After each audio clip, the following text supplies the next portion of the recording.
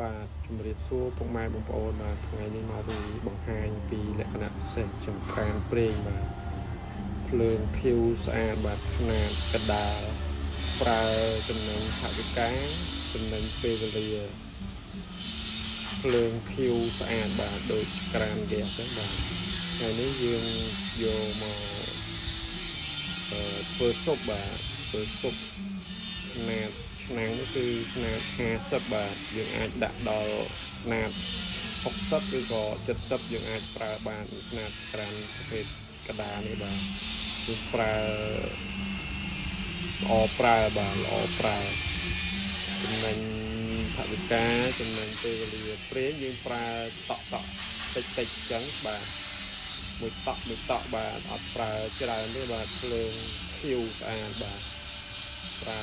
តែដំណក់តិចហើយចំណែកចង្ហាល់យើងប្រើតែ3កាំទេបាទបើ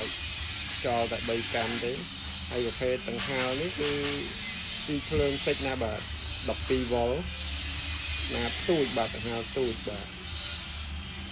ប្រេងយើងប្រើតិចមែនតែនបាទតក់ចំណេញថវិកាបាទប្រេងម៉ូតូចាស់នោះយើងអាចយកមកប្រើបានហើយมันខ្មៅឆ្នាំងទេបាទបងប្អូនមើលឆ្នាំងគឺអត់ខ្មៅទេបាទមកពីភ្លើងយើងនេះធ្វើឲ្យខៀវអញ្ចឹងឆ្នាំងវាអត់ខ្មៅទេបាទនេះពុះល្អណាស់ពុកម៉ែបងប្អូនភ្លើងខ្លាំងល្អបាទភ្លើងខ្លាំងបាទ